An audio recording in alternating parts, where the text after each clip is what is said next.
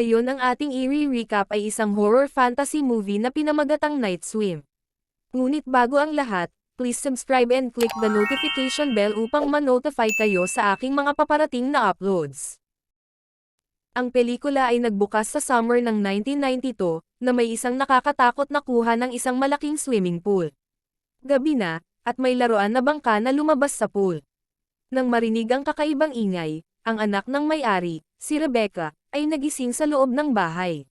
Sumilip siya sa bintana, at napansin ang bangka, kaya pumunta ang batang babae sa silid ng kanyang kapatid, sinabing natagpuan niya ang nawala niyang laruan. Lumabas na ang batang lalaki ay nagdurusa sa isang uri ng karamdaman, na naging sanhi ng kanyang kahinaan. Ipinangako ni Rebecca na ibabalik sa kanya ang kanyang laruan, kung kaya ay tinungo niya ang pool. Matapos makita ang laruan, kumuha siya ng skimmer net, at sinubukang kunin ito. Nahirapan si Rebecca dahil ang laruan ay lumayo sa kanya, at hindi niya namalayan na narating na niya ang gilid ng pool. Pagkatapos ay bigla na lang siyang hinila ng panlabas na puwersa sa tubig. Habang nahihirapan siyang huminga, napansin niya ang kanyang ina sa labas ng pool. Ngunit nang makarating siya sa ibabaw, walang tao sa paligid. Natakot si Rebecca sa pangyayari, at nagpatuloy siyang umalis, ngunit sa sandaling iyon, lumitaw ang katakot-takot na laruan. Muli nitong nakuha ang kanyang atensyon, at nagpasya siyang kunin ito. Sa kasamaang palad, habang inaabot niya ito, may humila sa kanya sa ilalim ng tubig. Si Rebecca ay humingi ng tulong, ngunit walang tumulong sa kanya, na nagresulta sa kanyang kalunos-lunos na pagkamatay. Lumipat ang pelikula sa kasalukuyan at ipinakilala ang Wallers, isang sweet na pamilya na binubuo ng mga magulang, sina Ray at Eve, at kanilang mga anak, sina Izzy at Elliot. Nalaman na si Ray ay isang profesional na baseball player sa nakaraan, ngunit siya ay nagretiro na dahil sa isang sakit. Medyo nahihirapan siyang maglakad, kaya gumamit siya ng saklay. Kasalukuyan silang naghahanap ng bagong bahay sa isang tahimik na lugar. Ang kanilang realtor, si Key, ay nagpapakita sa kanila sa paligid ng isang magandang paupahang bahay, ngunit mukhang hindi gusto ng pamilya. Nang maglaon, habang nagmamaneho sila sa paligid, ang mga mata ni Ray ay nahulog sa isang malaking bahay na ibinebenta. Kaya nagpa siya ang Wallers na suriin ito. Ipinaliwanag ni Kay na alam niya ang tungkol sa bahay na ito, ngunit hindi niya naisip na tutugma ito sa kanilang mga kinakailangan.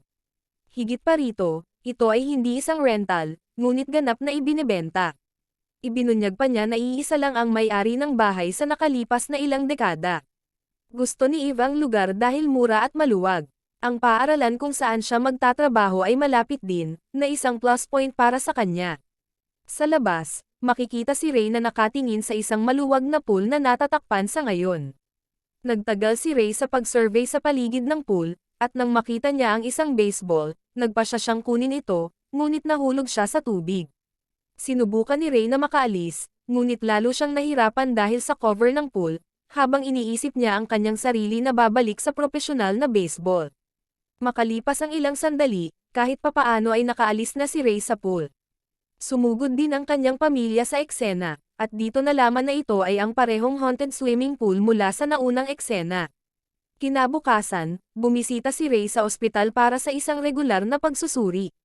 Iminungkahi ng kanyang therapist na palakihin niya ang diagnosis, para sa mas mahusay na mga resulta. Lumalabas na si Ray ay nagdurusa mula sa isang kondisyon na nakakaapekto sa paggana ng katawan tulad ng paggalaw at pagsasalita, na nagpapahirap sa mga pang-araw-araw na gawain. Inirekomenda ng therapist na makisali si Ray sa mga magaan na ehersisyo tulad ng paglangoy, dahil mapapahusay nito ang kanyang mga kalamnan. Dismayado si Eve sa balita, dahil hindi pa rin nagpapakita ng improvement ang kanyang mister, pero umaasa siyang malalampasan nila ito.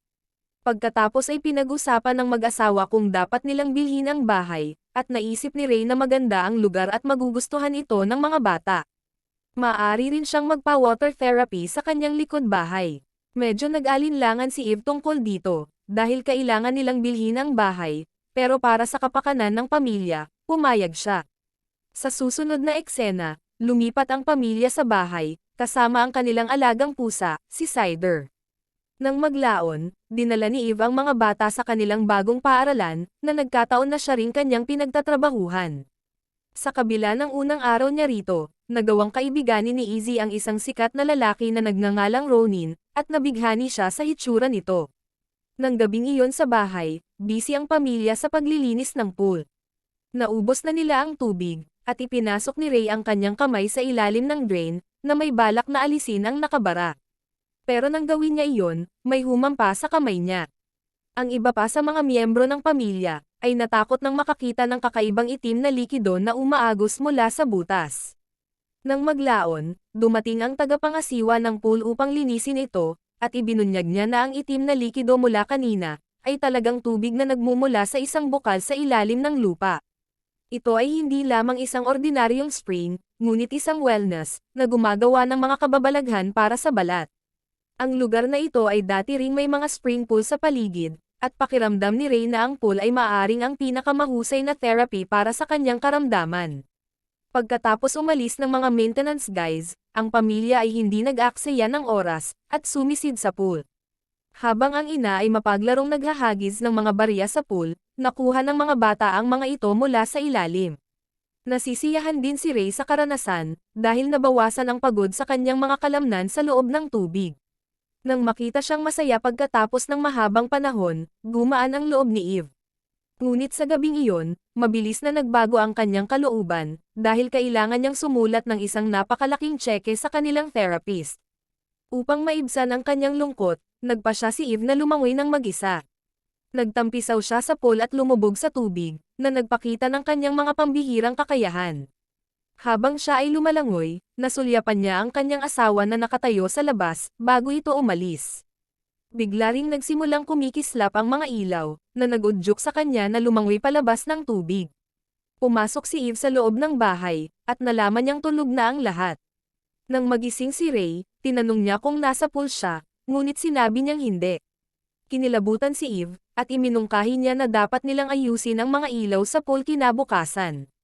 Samantala, nakikita si Cider na nagpapalamig sa tabi ng swimming pool. Habang tinitingnan niya ang tubig, lumitaw ang parehong laruan na bangka mula kanina, at nagsimula itong gumalaw sa pool ng mag-isa. Sa umaga, nawala ang pusa, at ang kanyang collar ay natagpo ang lumulutang sa pool.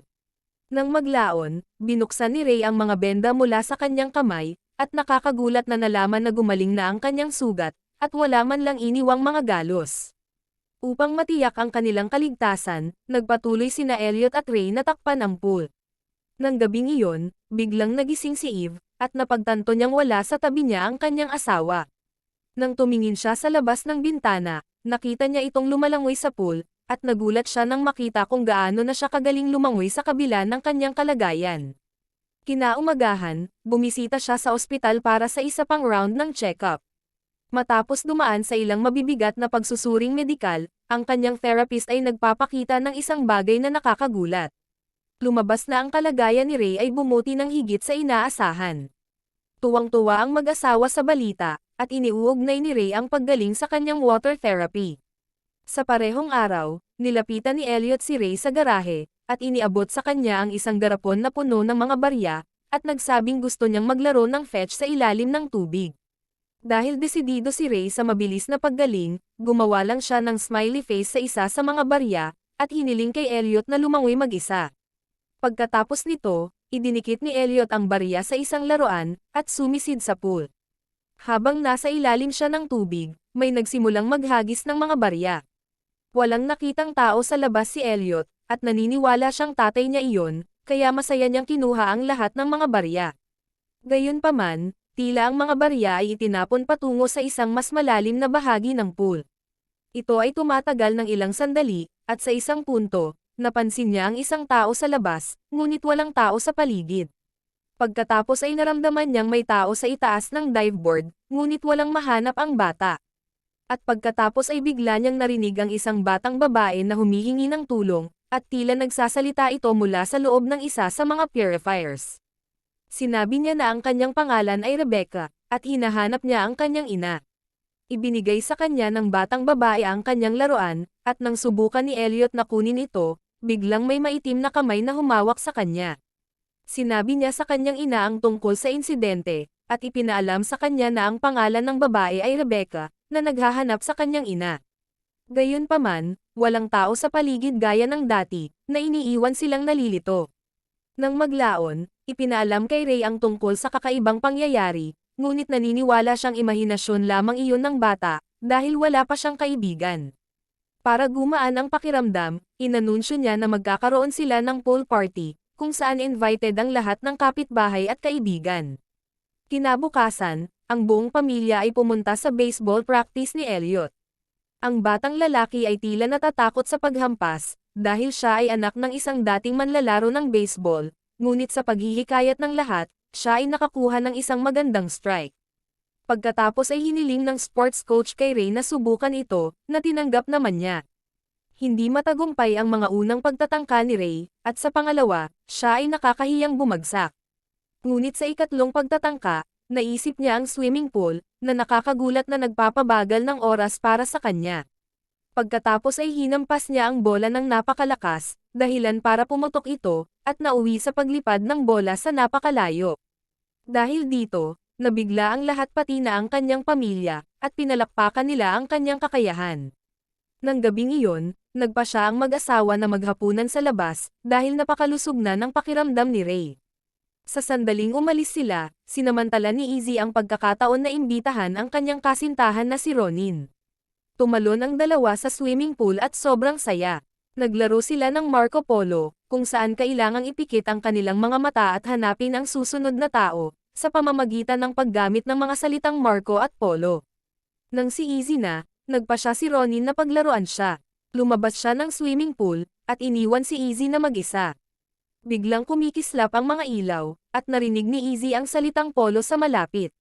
Pagkatapos ay makikita ang isang nilalang sa paligid niya ng maraming beses, ngunit nang tuluyang imulat ni Izzy ang kanyang mga mata, nawala ang mga ito. Sa pag-aakalang ginugulo lang siya ni Ronin, sumisid siya sa ilalim ng tubig para hanapin siya, ngunit nakakagulat na hindi siya umabot sa ilalim. Sa sandaling iyon, lumitaw ang entity mula sa ibaba at hinawakan ang kanyang binti, ngunit sa kabutihang palad, napansin ni Izzy ang isang maliit na butas sa itaas, kung saan sa huli ay narating niya ang ibabaw ng swimming pool. Tinulungan siya ni Ronin mula sa tubig, at nabigla siya nang sabihin nitong nag-iisa siya sa buong oras na iyon. Bago pa makapagpaliwanag si Izzy, dumating na ang kanyang mga magulang, kaya tumakbo si Ronin paalis. Hindi mapakali si Izzy dahil sa insidente. Alam ni Elliot na may nakita siya sa pool, at tinanong niya ito tungkol dito, ngunit itinanggi ni Izzy na wala siyang nakita, ayaw niyang masira ang pag-okay ng kanyang ama. Dumating ang araw ng pool party, kung saan maraming tao ang nagtitipon, kabilang na si Kay. Sa labas, nilapitan ng anak ng coach si Ray at humingi ng autograph. Masayang pinirmahan ito ni Ray, at tinanong ang bata kung gusto niyang magsaya. Nang tanggapin ng huli, binuhat siya ni Ray sa kanyang balikat, at ang dalawa ay humarap sa isa pang koponan sa pool. Sa loob ng kusina, tinanong ni Eve si Kay, kung bakit hindi ginamit ng mga dating may-ari ang pool, sa loob ng mahabang panahon. Sinubukan ni Kay na iwasan ang tanong, ngunit nang ipilit ni Eve na malaman ang katotohanan, sa wakas ay nagsalita siya. Inihayag ni Kay na ilang dekada na ang nakalipas, isang batang babae ang nalunod sa parehong swimming pool. Sinabi niya na ito ay isang aksidente, kaya walang dahilan upang mag-alala. Tinanong ni Eve kung Rebecca ang pangalan ng bata, at nagulat si Kay na alam ni Eve ang pangalan. Sa labas, naging matindi ang labanan ng dalawang koponan. Si Ray at ang bata ay pumailalim sa tubig, at kahit papaano ay napagtagumpayan ito.